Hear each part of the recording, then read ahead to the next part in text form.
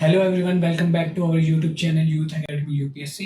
तो आज जो हमारा क्वेश्चन आंसर होगा वो हमारे इग्नू के जो पेपर है BHIC 105 उस पर होगा। वो क्या है? जो हमारा प्रारंभिक इतिहास है 750 से 1206 ईस्वी पूर्व तक, उसके क्वेश्चन आंसर हम गहराई से समझेंगे। और ये आपके जो एग्ज़ाम आने वाले हैं जून में, उसके लिए बहुत ही बेनिफिशियल होगा। ये जून 2026 में जो एग्ज़ाम है उसके लिए बहुत ही इम्पोर्टेंट होगा। तो स्टार्ट करेंगे। तो आपको भी पता है उसमें जो पहले के 2 या 3 क्वेश्चन होते हैं वो 20 मार्क्स के होते हैं, और उसको हमें 500 वर्ड्स या 400 वर्ड्स में गहराई से लिखना होता है। तो आपको भी पता है कि जो वर्ड्स होते हैं वो बहुत ही ज़्यादा होते हैं, और इसको हम 500 वर्ड्स 400 वर्ड्स इतने में लिखने में जो कंटेंट चाहिए, जो जानकारी चाहिए, वो बहुत ही गहराई में होनी चाहिए, तभी हम उतना लिख पाएंगे। लेकिन अधिकांश बच्चों पे या फिर स्टूडेंट पे, विद्यार्थी पे इसकी बहुत ही कमी देखी जाती है। तो हम इसको ऐसा, मतलब क्वेश्चन के ज़रिए ही हम इसको ऐसा करेंगे कि जो मेन कैरेक्टर हैं, किरदार हैं उस क्वेश्चंस के, उसको अलग से डिफाइन करेंगे ताकि वो आपके दिमाग में छप जाए और आप उसके ज़रिए ही एक कहानी को गढ़ सकें, जिसके ज़रिए आपके जो कंटेंट है उसको फैलाने में आपको सहायता मिल सके। आपको भी पता है कि जो बच्चे होते हैं वो एक वर्ड से ही 100-150 वर्ड बना देते हैं। हमारे दिल्ली के, यूपी के बच्चे ऐसे ही होते हैं। तो क्यों ना हम उसको इस तरीके से लिखें कि वो सुटेबल भी लगे और कहानी भी गढ़ जाए। तो आई होप समझ में आया हो। तो जैसे जो राजपूत है उनकी जो उत्पत्ति, इसमें राजपूत के बारे में बताया गया है कि उनकी उत्पत्ति जो गुप्त काल के बाद हुई है वो एक माइथोलॉजिकल स्टोरी, या फिर जैसे अभी हम गहराई से समझाएंगे इसको, एग्जाम्पल के तौर पे अभी बता रहे हैं। उसमें जो कैरेक्टर है परशुराम, वशिष्ठ जी, जिन्होंने अग्निकुंड यज्ञ करवाया था, जिनसे 4 राजपूतों की उत्पत्ति हुई थी जो ब्राह्मण की रक्षा के लिए बनाए गए थे, या फिर उनकी उत्पत्ति की गई थी उनके लिए। तो उसको हम गहराई से समझ जाएंगे, उस कैरेक्टर के नाम समझ जाएंगे, तो हम उसको कहानी में एक सटीक जगह फिट कर सकते हैं। तो स्टार्ट करते हैं अब हम पहला क्वेश्चन, जिसमें पूछा गया है, और इसकी PDF भी आपको हमारे टेलीग्राम चैनल पे मिल जाएगी। तो इसमें कोई भी अभी स्क्रीनशॉट लेने की आवश्यकता नहीं है, इसको आपको बस समझना है, देखना है। तो सबसे पहला है क्वेश्चन है, प्रारंभिक मध्ययुगीन भारत को समझने के स्रोत के रूप में।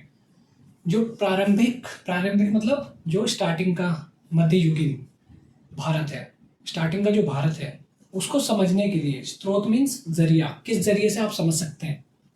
उसमें जीवनियों मीन्स बायोग्राफीज, सॉरी अब देखते हैं जीवनियों में, या चरित्र मीन्स जो इतिहास है, हिस्टोरिकल सोर्स होते थे मटेरियल, जैसे लिटरेचर, इन सब में जो जानकारी पाई जाती थी उसको ही क्या कहते हैं, चरित्र कहते हैं। हिस्टोरिकल सोर्स, ऐतिहासिक जरिया, जिसके कारण हम इतिहास का पता लगाते हैं। उसकी महत्व, जो उसकी इम्पोर्टेंस बतानी है, किसकी, बायोग्राफी की और चरित्र की, कि इसकी इम्पोर्टेंस क्या है हमारे इतिहास को गढ़ने में। तो आपको भी पता है कि जो बायोग्राफीज हैं इसको हम इसके जरिए बताएंगे। अभी तो सिर्फ ऐसे ही नॉर्मल सा अभी हम बिल्डअप कर रहे हैं। जैसे आपको भी पता है कोई भी बायोग्राफी है या कोई भी चरित्र, लिटरेचर है, हिस्टोरिकल सोर्स है, उसमें किसकी जानकारी दी जाएगी, उस समय के मूल समाज की, जो उस समाज से एक इतिहास का वर्णन सही से हो। जैसे इतिहास में या फिर समाज में किसका वर्णन किया जाएगा, वहाँ के आम लोगों का, राजा का, वहाँ के राजनीतिक, प्रशासनिक, इन सब का वर्णन किया जाएगा, जिससे हमारे इतिहास को गढ़ने में सहायता मिली। तो आप सबसे पहले देख लेते हैं मध्यकालीन भारत के इतिहास को समझने के लिए उपलब्ध स्रोतों में जीवनी। तो सबसे पहले हमें क्या करना है, मध्यकालीन भारत के इतिहास को गढ़ने में कौन से स्रोतों की आवश्यकता पड़ी, या कौन से जो स्रोत हैं उन्होंने अपनी भूमिका निभाई, वो कौन से हैं, बायोग्राफीज या जीवनी। पहला हो गया जीवनी, दूसरा कौन है, चरित्र। इन दोनों ने अपनी क्या भूमिका निभाई। दोस्तों हो गए। ये ग्रंथ न केवल तात्कालिक शासकों, संतों और विद्वानों का जीवन विवरण प्रस्तुत करते हैं, बल्कि उस समय के सामाजिक, धार्मिक, सांस्कृतिक परिस्थितियों की भी झलक देते हैं। तो इसमें इन जो बायोग्राफीज थी, चरित्र थे, उसमें किसका जीवन प्रदर्शित करते हैं, हमें बताना है किसका जीवन। सबसे पहले कौन हो गए, शासक हो गए, रूलर, जो शासन करते थे। संतों, संत महात्मा, विद्वानों, इंटेलेक्चुअल, बौद्धिक, जो पढ़ने वाले व्यक्ति होते थे, ज़्यादा ज्ञान देने वाले विद्वान। इसमें आप अपने और से भी, अपने विचारों से भी ऐड कर सकते हैं। कौन से, यात्री, यात्री भी कर सकते हैं, आम लोग, समाज के आम लोग या आम लोग, इतना लिख सकते हैं। तो हमें अपनी जो सोचने की क्षमता है उसको क्या है, बढ़ाना है। कि और क्या ऐड कर सकते हैं इसमें, जो उस समय भी है और हमारे जो तत्कालीन मध्ययुगीन भारत के इतिहास को गढ़ने में सहायता की है। तो कुछ नहीं है, आज से कंपेयर करना है कि क्या हो सकता है। तो आई होप समझ में आया हो यहाँ तक। आप इतना समझिए और आगे बढ़ते हैं हम। उसके बाद लोग में तो आ गए, पीपल्स में ये आ गए, और वहाँ के कौन से परिवेश हैं जिनको हेल्प किए। तो वहाँ की सोसाइटी में क्या थे, सोसाइटी में चेंजेस आए थे।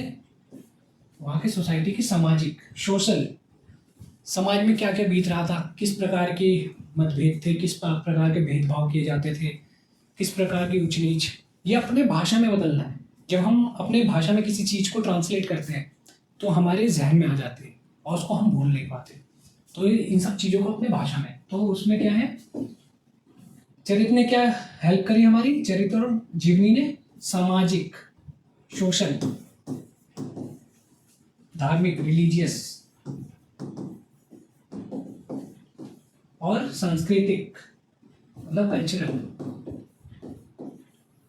कल्चरल, सोशल, रिलीजियस, इन सब में जो इम्पोर्टेंस थी उस समाज की, उस समाज में जो बीत रहा था उस समय, उन सब के बारे में हमें जानकारी दी। और जानकारी से हमने क्या किया, हमने अपने इतिहास को गढ़ा। तो आई होप समझ में आया हो।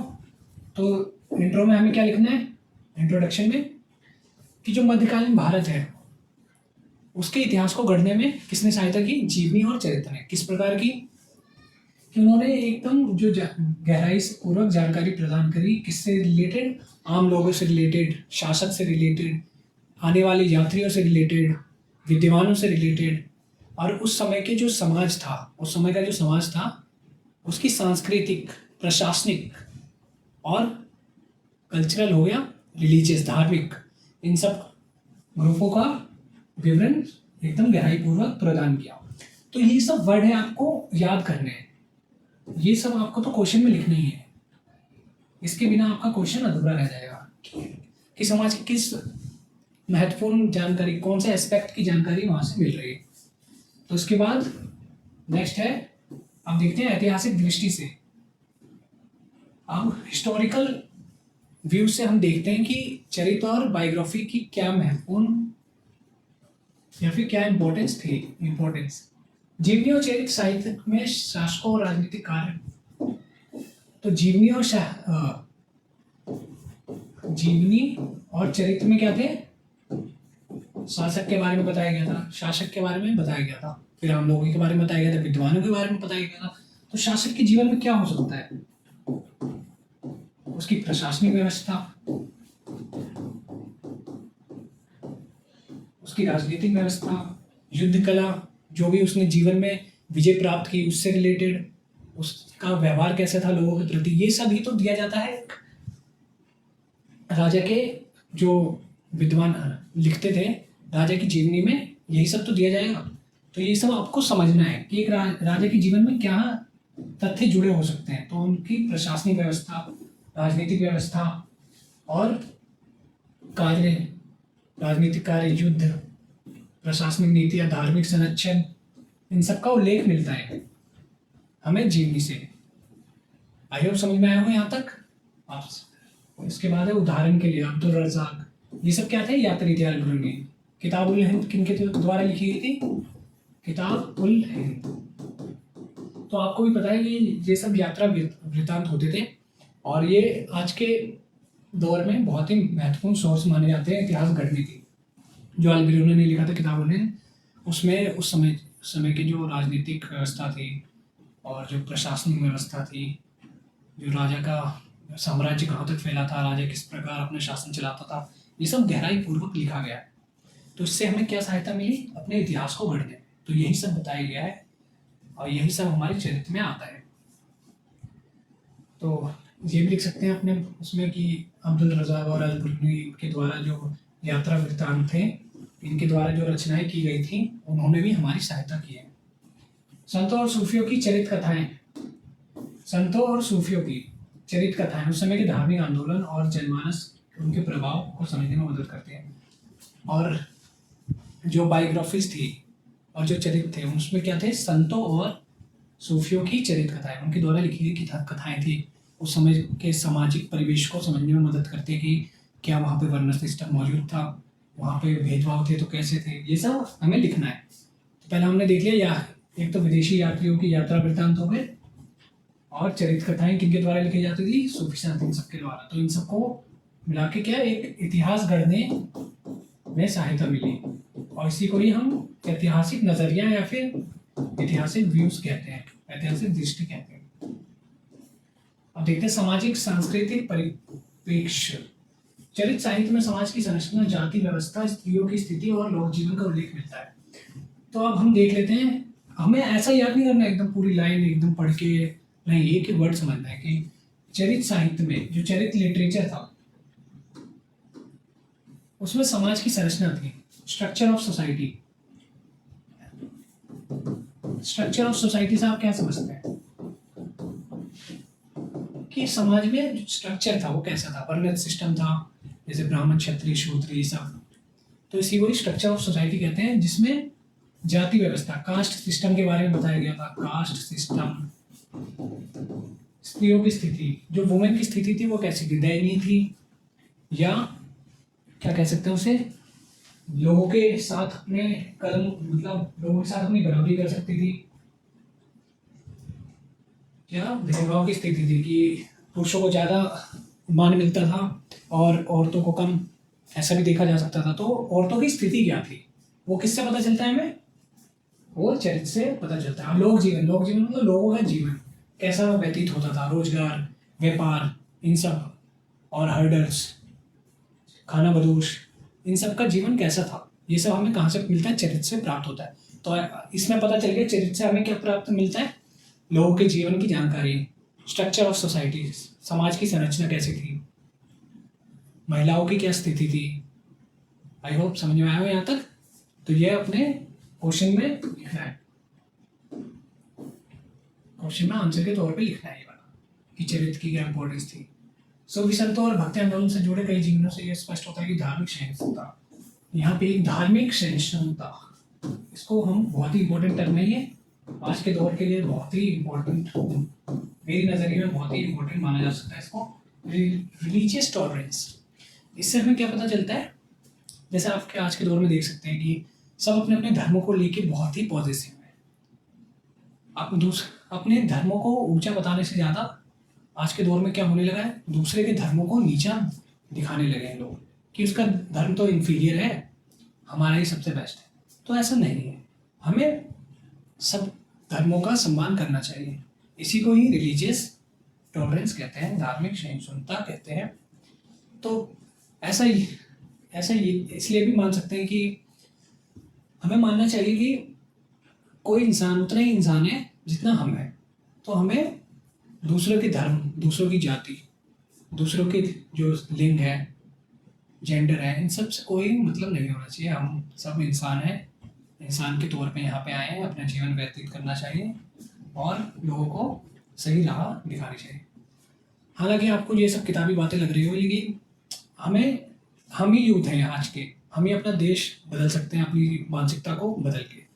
तो हमें ऐसा नहीं सोचना चाहिए ये सब किताबी बातें हैं, जब तक हम इम्प्लीमेंट नहीं करेंगे, इसको प्रैक्टिकल रूप में नहीं लेंगे, कुछ भी नहीं बदलने वाला। तो हमें जो भी धार्मिक टॉलरेंसी है, ये तो हमारे जहन में होनी चाहिए। कि किसी ने कुछ कह दिया तो हमें सुनने की क्षमता होनी चाहिए, मे बी वो नादान हो, कुछ भी हो। तो बैक टू द टॉपिक, इसी को कहते हैं रिलीजियस टॉलरेंस, कि अपने धर्म का सम्मान करते हुए किसी धर्म को क्षति ना पहुंचाएं। अगर कोई कर भी रहा है तो थोड़ा पेशेंस रखें।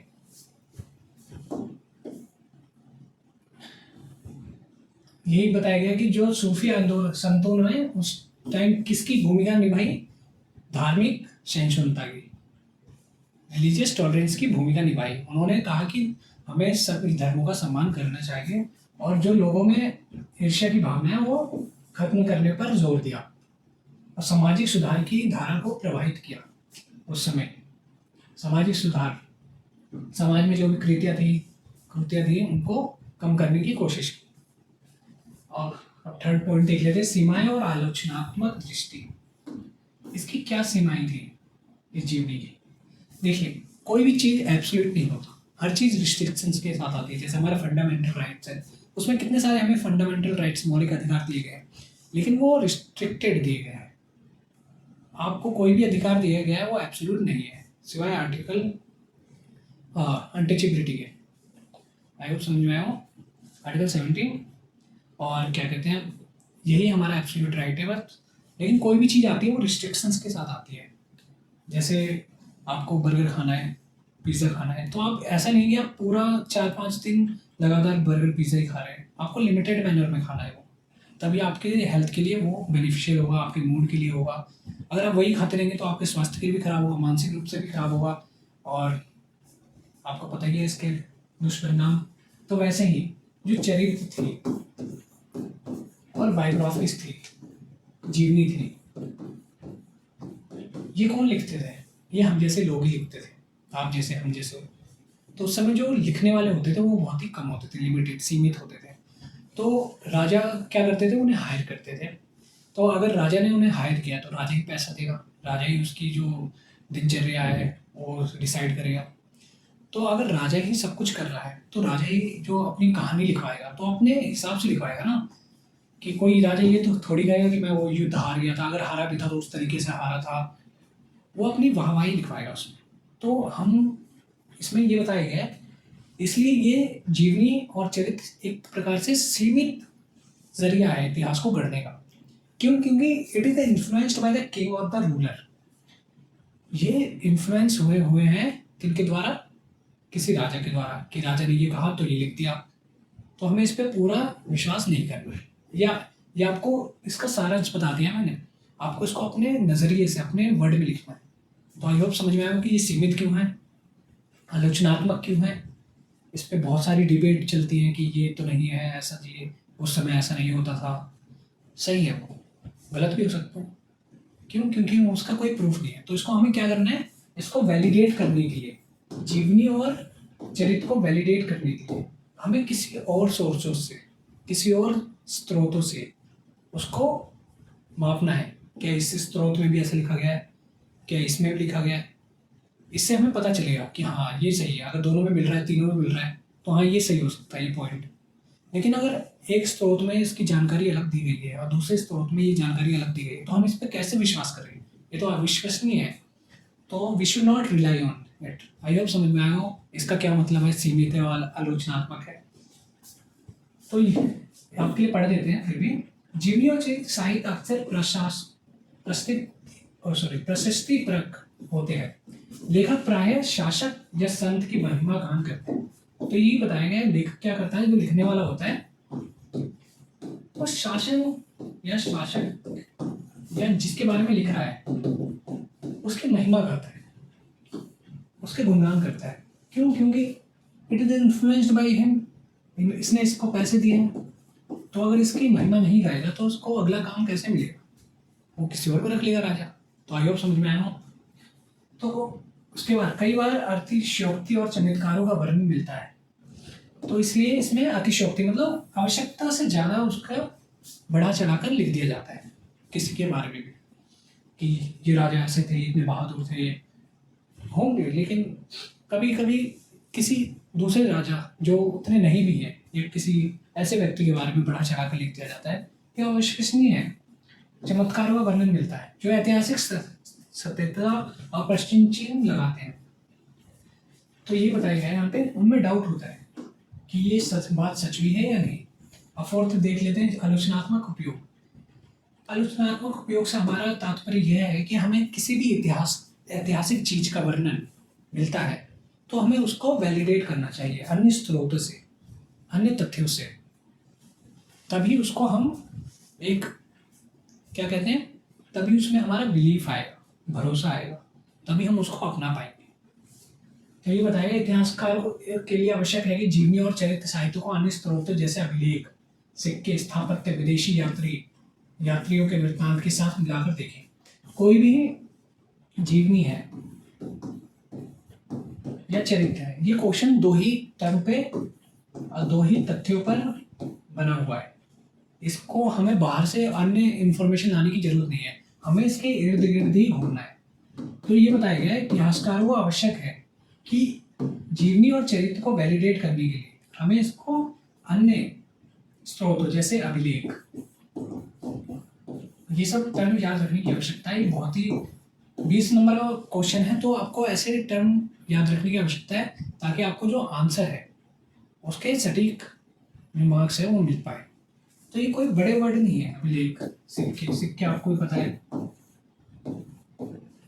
जीवनी चरित्र को अभिलेख से वैलिडेट करना पड़ेगा, सिक्के से वैलिडेट करना पड़ेगा, क्या ये सही कह रहे हैं, क्या उस समय के इतिहास में ऐसा ही था।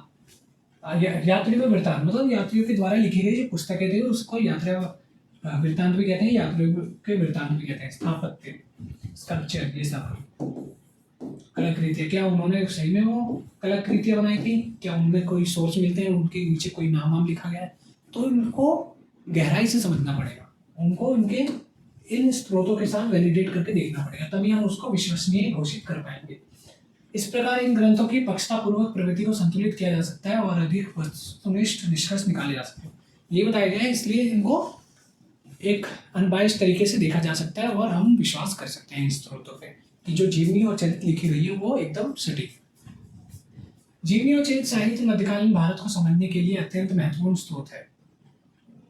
अब यहाँ पर निष्कर्ष के रूप में क्या देख सकते हैं हम, जहाँ से हमने स्टार्ट किया था कि जीवनी और चरित्र से हमें क्या पता चलता है, इतिहास के का वर्णन करा तो इतिहास के बारे में पता चलता है। तो यहाँ भी हम निष्कर्ष में पहले यही लिखेंगे, जीवनी और चरित्र साहित्य मध्यकालीन भारत को समझने के लिए इंपॉर्टेंट स्रोत है, सोर्स है, इंपॉर्टेंट सोर्स है।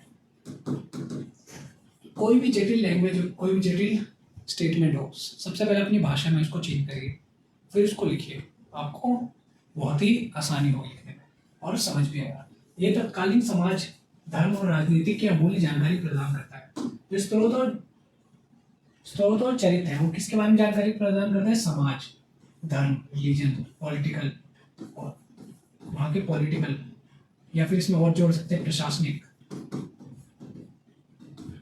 राजनीतिक, आर्थिक, ये सब वर्ड यहाँ पर ऐड करने के लिए ये सब बनाए गए हैं। ये सब वर्ड इन सब की जानकारी प्रदान करता है। इनकी सीमाओं को ध्यान में रखते हुए आलोचनात्मक दृष्टि से इनका उपयोग करना आवश्यक है।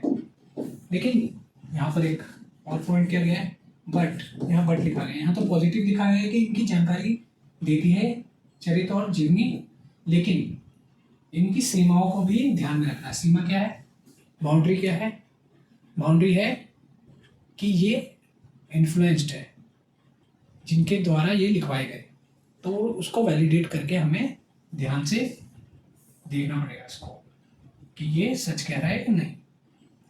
तो ये बताएगा इनकी सीमाओं को ध्यान में रखते हुए रचनात्मक दृष्टि से इनका उपयोग करना आवश्यक है। वस्तु ये ग्रंथ इतिहास की मानवीय परतों को उजागर करते हैं। मानवीय परत मतलब जो ह्यूमन लेयर है, अलग अलग सोसाइटी के नॉर्म्स हैं, लॉज हैं, कानून है, व्यवस्था है, ये सब इनको उजागर करते हैं।